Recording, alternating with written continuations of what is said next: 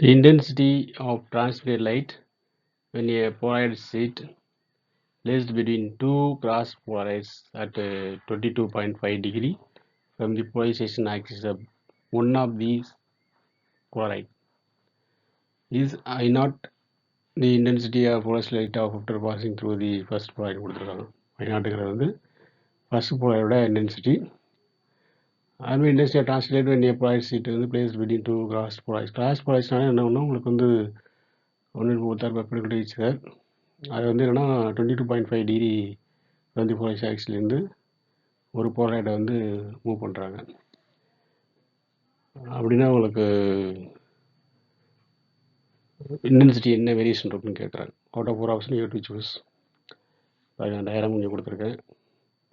இப்போது I0 இது இன்ஸ்டியூட்டில் லைட் வந்து என்னென்னா போலரைஸ் ஷீட்டில் படும்பொழுது விச் இஸ் அந்த ஆக்சிஸ்லேருந்து 22.5 டிகிரி அந்த ஆக்சிஸ் போலாரைட் இருக்குது பாருங்கள். இதுலேருந்து வரக்கூடிய இன்டென்சிட்டி வந்து நியூ இன்டென்சிட்டி I1. அதுக்கப்புறம் வந்து என்னென்னா உங்களுக்கு ரெண்டுக்கு ப்ராய்டுக்கும் இடையில பார்க்கும்பொழுது 90 minus 22.5 degree because both are two cross polarise சொல்கிறாங்க. அப்போ 90 மைனஸ் 22.5 டிகிரிக்கு அப்புறம் உங்களுக்கு ஃபைனல் இன்டென்சிட்டி வந்து I2 எடுத்துருக்கோம்.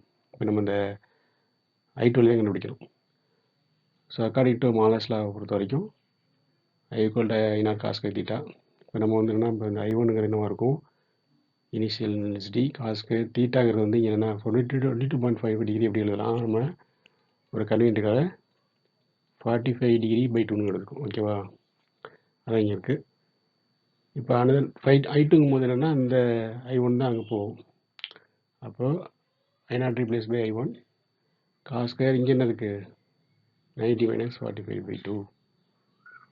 ஸோ இந்த I1 இப்போ இருக்கிற நம்ம இருக்குது பார்த்தீங்களா, அதை இந்த I1 வேல்யூவை சப்ஸ்டிட்யூட் பண்ணுறோம். I1 என்னது I0 cos square 45 by 2. Remaining என்ன இருக்குது that is cos square 90 minus theta வந்து என்னென்னா உங்களுக்கு காஸ் 90 மைனஸ் தீட்டாலே என்னென்னா சைன் தீட்டா. இப்போ காஸ் ஸ்கொயர் 90 மைனஸ்னால் சைன் ஸ்கொயர் தீட்டா வரும். ஸோ 90 மைனஸ் 45 2ங்கும் போது இந்த தீட்டா வேல்யூ தான். ஓகேவா, அதுனா cos 90 minus theta equal to sine தீட்டான்னு வரப்போகுது. இது எப்படி எடுத்துக்கலாம், இந்த ஸ்கொயராக எடுத்துக்கலாம். அப்போ என்ன வரும், இங்கே ஸ்கொயர் வரும், அங்கே போட்டிருக்கோம். ஓகேவா, அப்போ தீட்டாவில் எப்படி வைக்க வரும் சைன் ஸ்கொயர் 45 பை 2. இப்போ இதுலேருந்து என்னென்னா உங்களுக்கு நான் 4 அப்ளை பண்ணி டிவைட் பண்ண போகிறேன். 4 அப்ளை பண்ணியிருக்கேன், 4 டிவைட் பண்ணியிருக்கேன். ஓகேவா, cos square 45 by 2 sine square 45 அப்படி தான் இருக்குது. நமக்கு ஏற்கனவே என்ன ஃபார்முலா தெரியும்னா சைன் 2 தீட்டா ஃபார்முலா தெரியும். Sine theta 2 theta 2 sine theta cos தீட்டான்னு தெரியும். சரியா, இப்போ வந்து என்னென்னா இந்த ஸ்கொயர் பண்ணிங்கன்னா என்னென்னா உங்களுக்கு வந்து ரெண்டுக்கும் ஸ்கொயர் பண்ணிங்கன்னா sine 2 theta whole square equal to இங்கே நான் 4 வந்துடும். இங்கே சைன் ஸ்கொயர் தீட்டா வந்துடும், இங்கே காஸ் ஸ்கொயர் தீட்டா வந்துடும். சைன் ஸ்கொயர் தீட்டாவுக்கு இங்கே என்ன இருக்குது சைன் ஸ்கொயர் 45 பை 2 ஏன்னா தீட்டாங்க 45 பை 2. காஸ் ஸ்கொயர் தீட்டாவுக்கு காஸ் ஸ்கொயர் 45 பை 2 ஏன்னா தீட்டா 5 பை 2. இந்த இங்கே இந்த ஸ்கொயர் பண்ணாலே இங்கே 4 இருக்கும். ஓகேவா, அப்போ இந்த ஃபார்முலாவுக்கு என்ன பண்ணலாம், யூஸ் பண்ணலாம். தீட்டாங்கிறது இங்கே 45 பை 2. அப்போ என்ன வரும், இங்கே சைன் 2 தீட்டா ஹோல் ஸ்கொயர் வரணும். அப்போது சைன் 2 தீட்டாக்குள்ள என்னது 45 பை 2